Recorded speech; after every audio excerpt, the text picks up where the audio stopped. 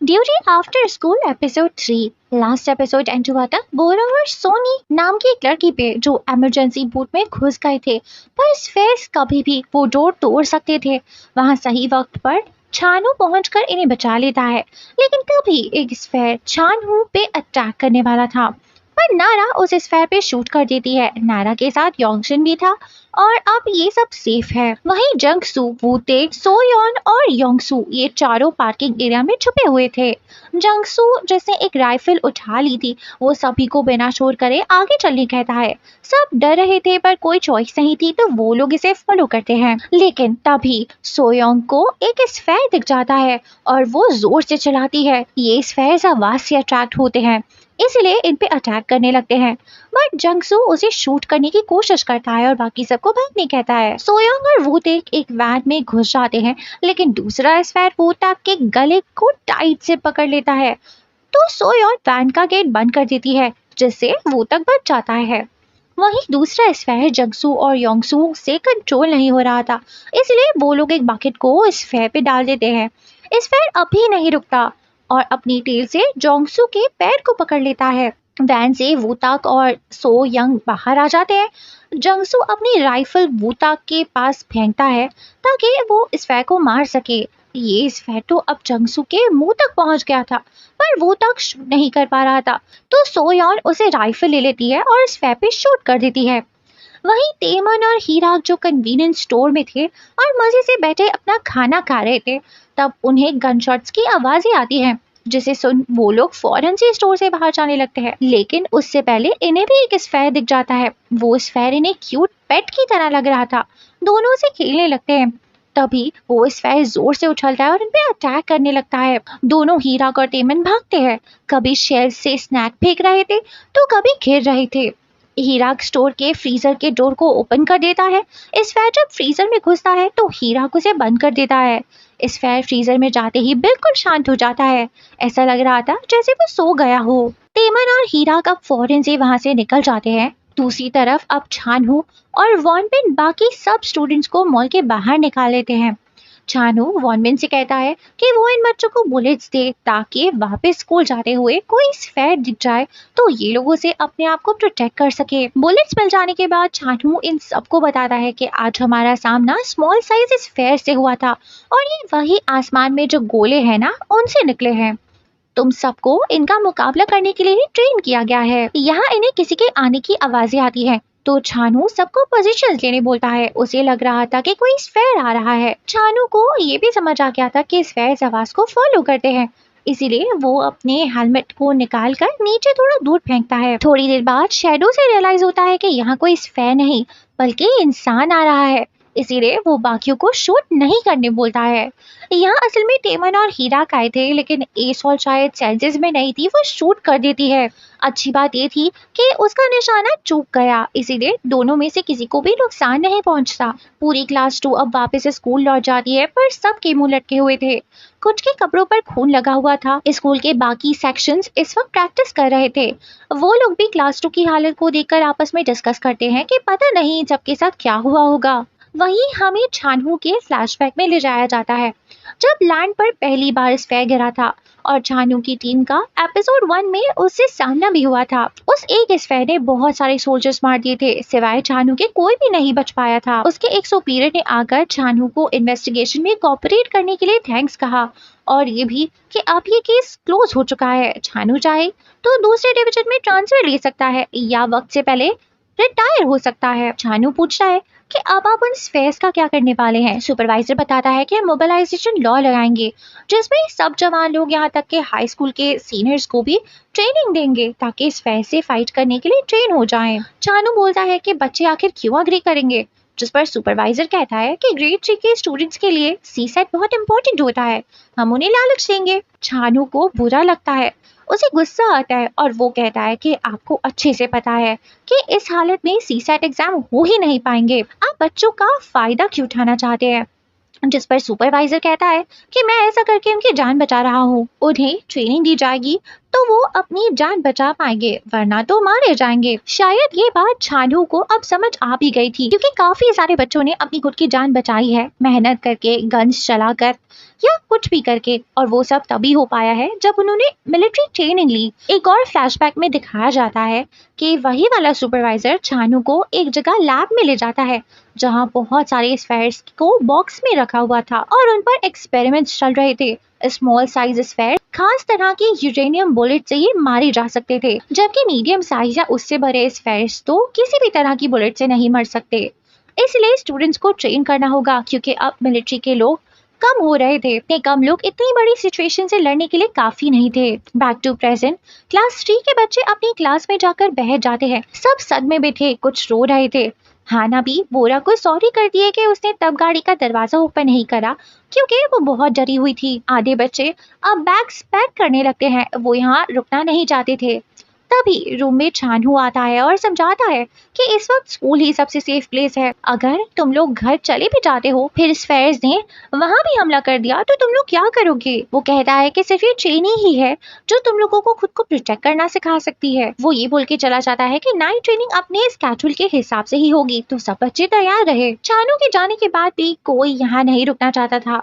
Yongsan सबको कहता है कि हमें मिलकर डिसीजन लेना होगा, या तो सब घर जाएंगे या यहीं रुकेंगे।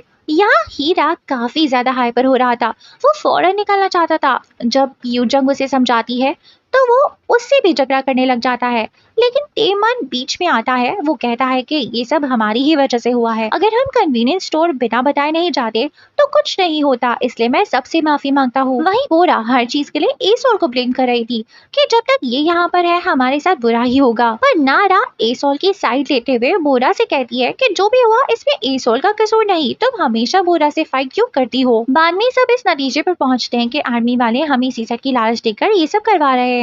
बड़ों पे ट्रस्ट ही नहीं करना चाहिए, डिसीजन हमारा होना चाहिए। डिसाइड होता है कि इन्हें वोटिंग करनी होगी। यूजंग बोलती है कि ठीक है, जो भी घर जाना चाहता है वो अपना हाथ उठाए। पूरी क्लास हाथ उठाती है सिवाय योंगसू के। ईहा गुस्सा हो जाता है और आकर योंगसू को मारने लगता है। यूजंग उसे रोकती है और कहती है कि तुम इस तरह के एक्शंस नहीं ले सकते, पर ईहा कहता है कि मिस पार्क मारी गई, योंगहुन मर गया और सब बहुत डेंजरस है, हमें जाना ही होगा। यूजंग कहती है कि इसमें तुम्हारी भी गलती है, अगर तुमने पहले ही योंगहुन के साथ क्या हुआ वो बता दिया होता तो हम मिलकर जरूर कुछ सोचते।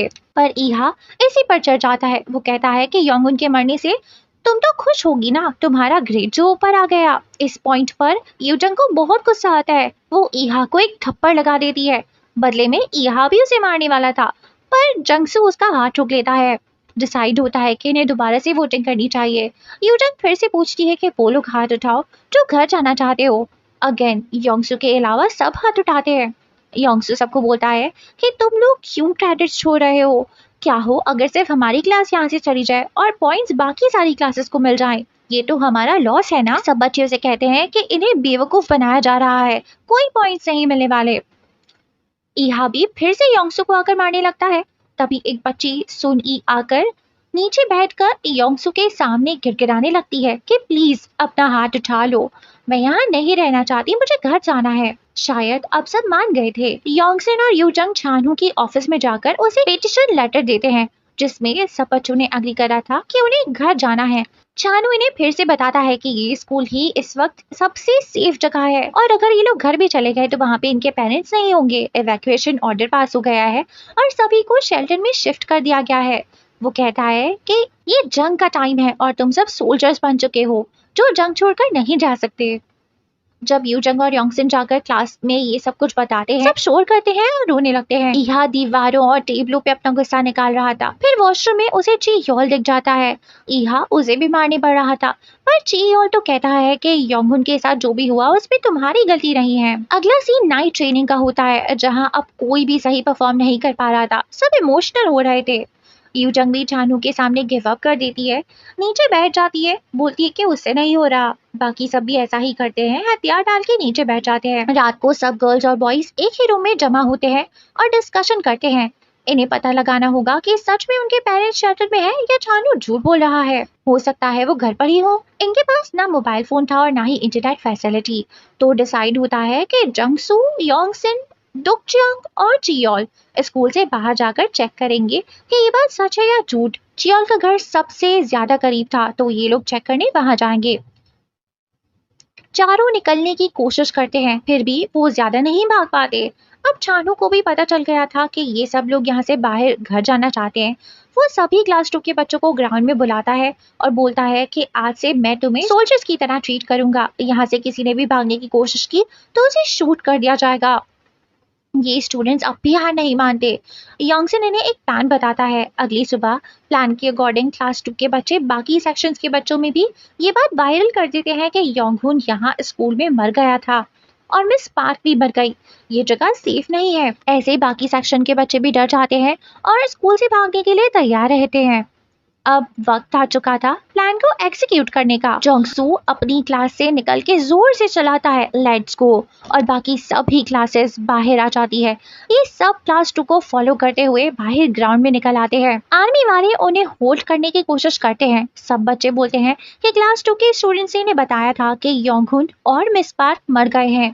ये जगह सेफ नहीं है, हमें घर जाना है। बच्चों को कंट्रोल करने के लिए एक मिडिल एज ऑफिसर हवा में गन फायर कर देता है। फिर वहाँ छानू और वॉनमिन भी आते हैं। छानू सबको क्लास में जाने बोलता है और समझाता है कि बाहर भी सेफ नहीं है, लेकिन स्टूडेंट्स कहते हैं कि हमारी बात क्यों नहीं सुनी जाती। छानू अपने सोल्जर से कहता है कि सबको उनकी क्लासेस में भेजो। स्टूडेंट्स और सोल्जर्स के बीच धक्का धुक्की चल रही होती है कि वहाँ जोर से एक स्फेयर आकर गिरता है। छानू सब स्टूडेंट से पीछे हटने बोलता है और बाकी मिलिट्री सोल्जर्स आगे बढ़ के देखते हैं कि उस बड़े स्फेयर में से बहुत सारे छोटे वाले एलियन क्रिएचर्स यानी स्मॉल स्फेयर्स बाहर आ रहे थे।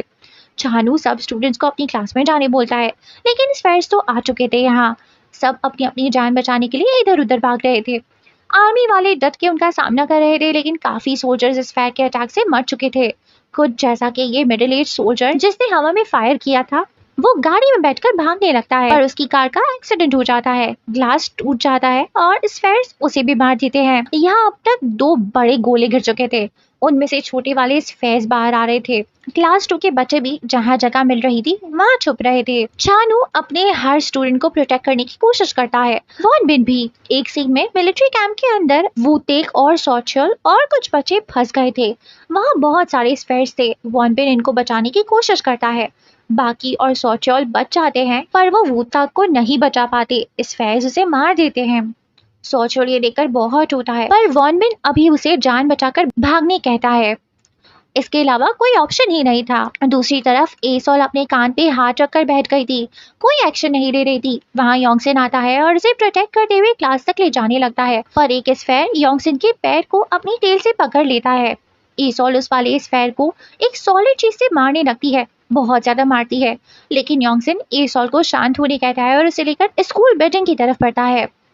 वहीं बोरा भी अपनी दोस्त हाना को प्रोटेक्ट करती है। अब यहाँ 1 2 या 3 नहीं, बहुत सारे गोले यानी स्फेयर्स कंटिन्यूअसली जमीन पर लैंड करते जा रहे थे एंड उनमें से वो स्मॉल साइज स्फेयर्स निकल रहे थे। यहाँ भी ऐसा लग रहा था जैसे हिम्मत हार गया हो।